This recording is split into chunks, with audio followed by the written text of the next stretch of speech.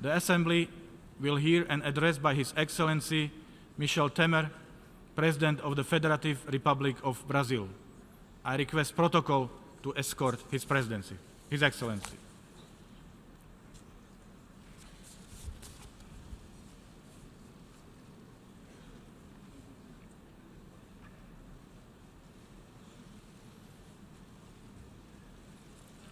On behalf of the General Assembly, I have the honor to welcome to the United Nations His Excellency Michel Temer, President of the Federative Republic of Brazil, and to invite him to address the Assembly.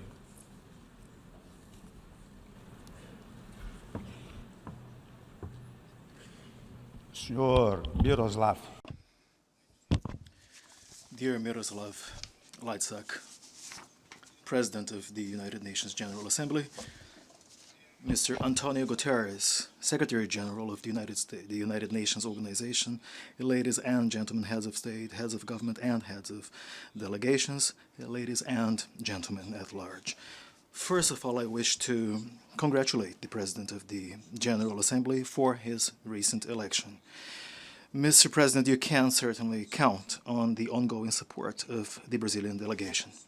It also gives me great pleasure to greet the Secretary General in a language that is common to both of us, Portuguese. Dear Secretary General, may I once again reiterate my best wishes for continued success in your mandate at the helm of the UN. Mr. President, many have been the challenges facing the United Nations ever since it was founded. And we all know that the aspirations of its founders have not been entirely fulfilled. But the fact is, nevertheless, that in the past 70+ years, the UN has continuously stood for and represented hope. The fact is that the UN has continuously represented the possibility, the prospects for a more just world, a world of peace and prosperity, a world where no one has to subject oneself to discrimination, to oppression, or to extreme poverty, a world where production and consumption patterns are fully in line with the well-being of both present and future generations. Dear friends, ladies and gentlemen, the UN has as such affirmed itself as a special forum for building this world to which we all aspire. And the task at hand requires proper methods and a sense of realism without ever losing sight of our ideals. At this time in history, marked by so much uncertainty and instability, we need more diplomacy, more negotiating, not less. We need more of the multilateral system and more dialogue, not less. Today, we certainly need the UN more than before. And I'm talking about a UN that is increasingly legitimate and effective. Accordingly, together with so many other countries, we advocate that it is imperative to reform the United Nations Organization, particularly the need to expand the Security Council so as to align it with the reality of the 21st century. It is absolutely pressing that we be able to hear the vast majority of voices of this assembly. Mr. President, it is not reasonable to assume that ideas that already have proven mistaken in the past may now yield good fruits. We reject exacerbated forms of nationalism. We do not believe in protectionism as a way out or a potential solution to economic difficulties. Difficulties that actually require effective answers so as to successfully tackle the deep causes of social exclusion. The quest for development in all of its dimensions should ultimately guide our collective action. Brazil's commitment towards sustainable development is top on our agenda, As such, it cuts through our public policies and our foreign action. At the chair of the Portuguese-speaking community of countries, for example, we have chosen the 2030 Development Agenda as the main driver of our efforts in that forum. On all fronts, Brazil has sought to give its contribution to achieving the Sustainable Development Goals. A contribution that inevitably includes tackling climate change. We shall remain committed to advocating the Paris Agreement. Last year, right here in New York, on behalf of Brazil, I deposited Brazil's ratification instrument in support of the Paris Agreement. This is a matter that cannot possibly be postponed. We must act now. My country, and I am pleased to say this, is at the very forefront of the movement towards a low-carbon economy. Clean and renewable energy in Brazil accounts for more than 40% of our energy mix, and that is 3 times more than the world's average. We are leaders in hydropower and bioenergy. Ladies and gentlemen, Brazil is proud to have the largest tropical forest coverage on the planet. Deforestation is a matter of concern to us, particularly in the Amazonian region. It is an issue on which we have focused attention and to which we have allocated funds and resources. And I have good news to you, i.e. the fact that the most recent data available for last year already show a more than 20% reduction in deforestation in the Amazonian region. We have, therefore, resumed the right path, and we shall persist in it. Yet another driver of development is trade. We are committed to an international trade system that is open and rules-based, a system that is ultimately centered on the World Trade Organization and its dispute settlement mechanism. In the upcoming Buenos Aires ministerial meeting of the WTO in December, we will once again have to face up to old pending issues. And these are pending issues that have proved detrimental mainly to developing countries. We will have to make progress on access to markets for agricultural goods, as well as on eliminating trade-distortive agricultural subsidies. We do trust that together we will rise to the occasion and be able to deliver good results. All of these efforts converge to foster our overarching purpose, i.e. to ensure opportunities will be available to all and everywhere. Mr. President, tomorrow I will have the honor of signing the Treaty on the Prohibition of Nuclear Weapons. Brazil was one of the countries that joined the task of drafting the treaty. It will certainly be a historical moment. We reiterate our call for nuclear powers to take on additional disarmament obligations.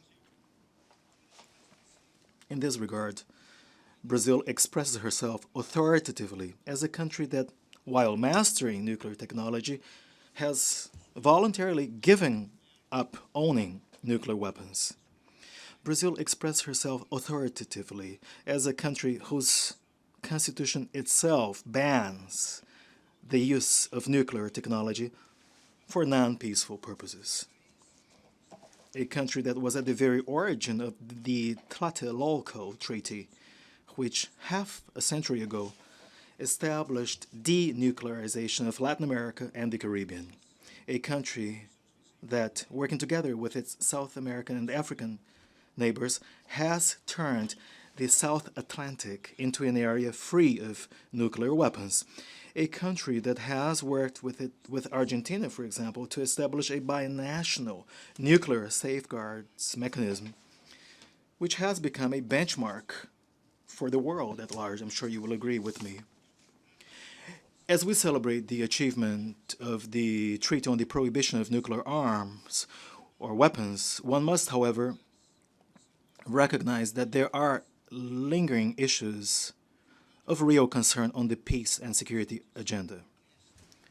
The recent nuclear and missile tests on the on the Korean Peninsula constitute a serious threat to which none of us can possibly be indifferent. Brazil condemns these acts on the strongest possible terms. It is urgent to engage in steps towards a peaceful solution to the current situation, the consequences of which are imponderable.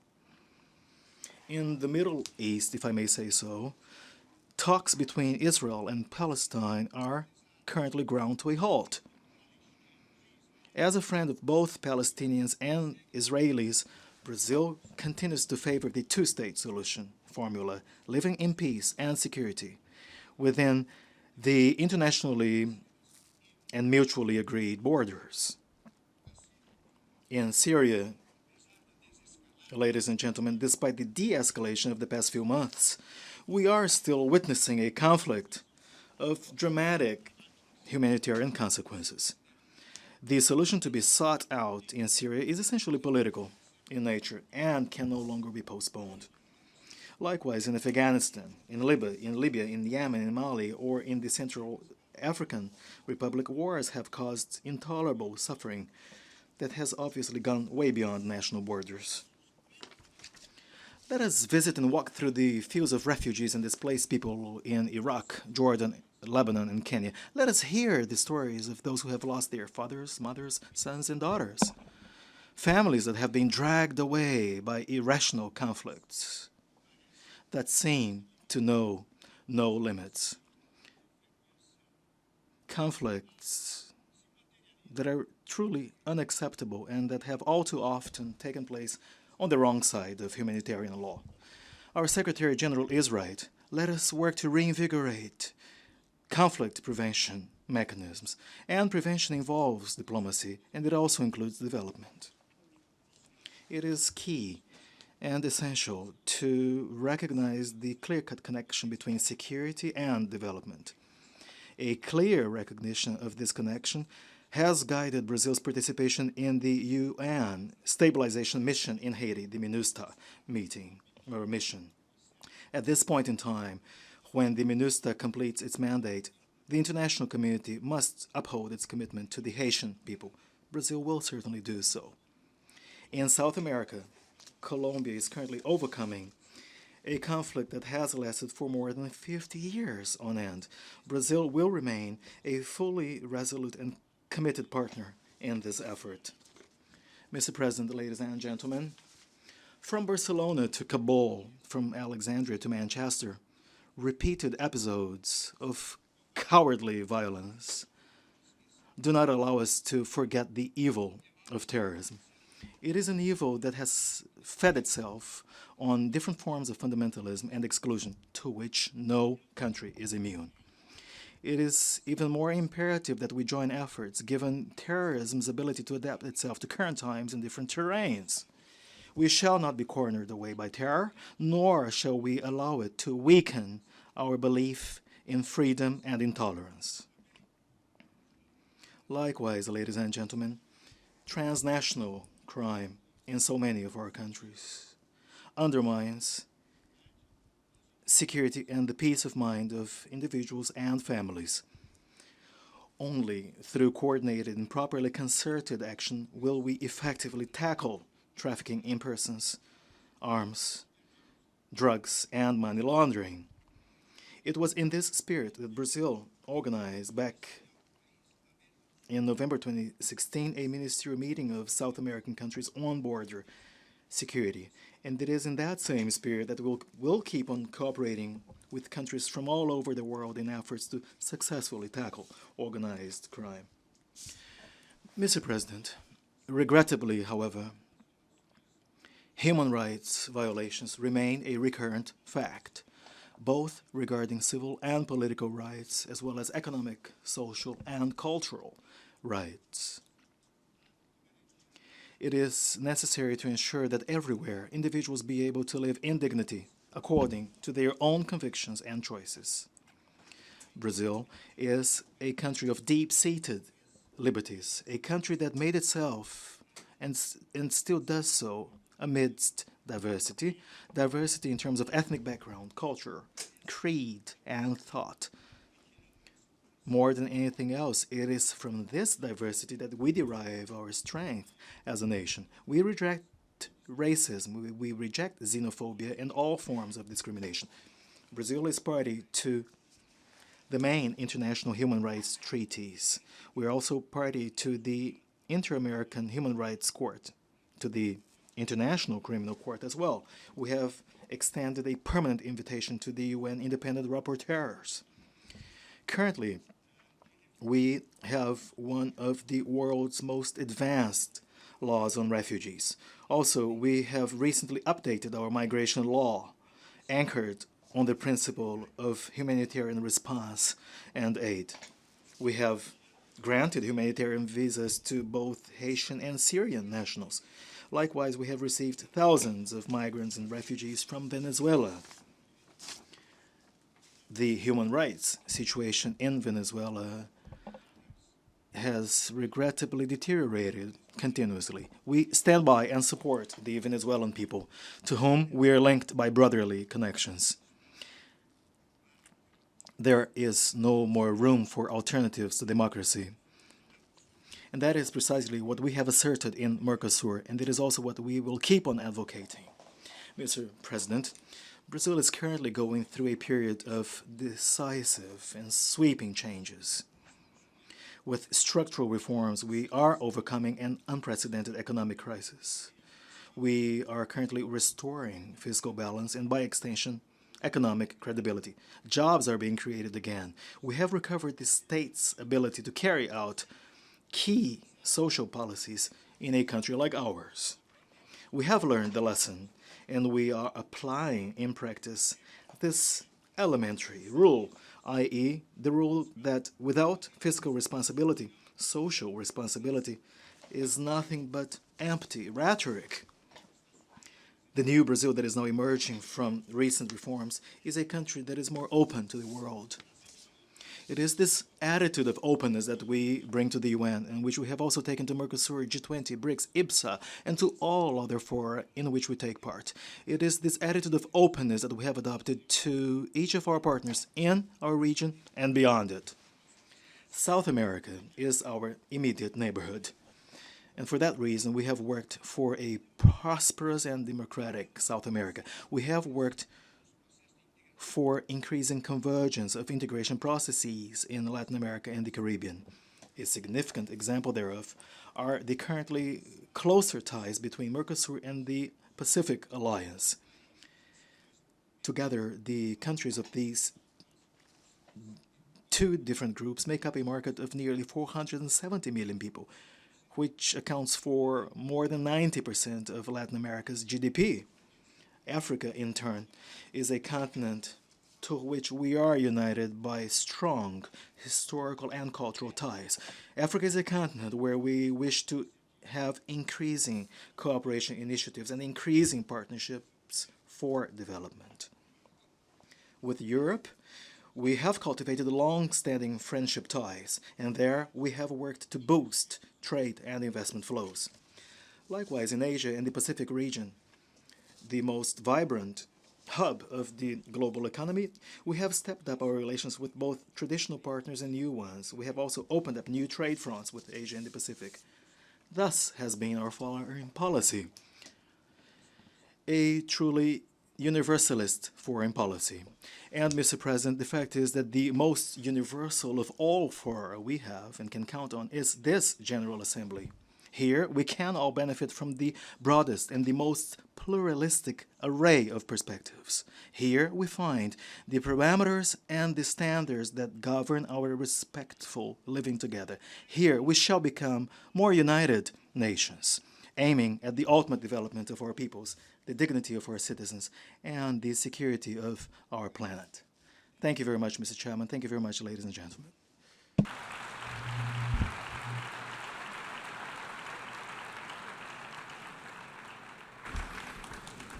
On behalf of the General Assembly, I wish to thank the President of the Federative Republic of Brazil for the statement just made. May I request representatives to remain seated while we greet the President.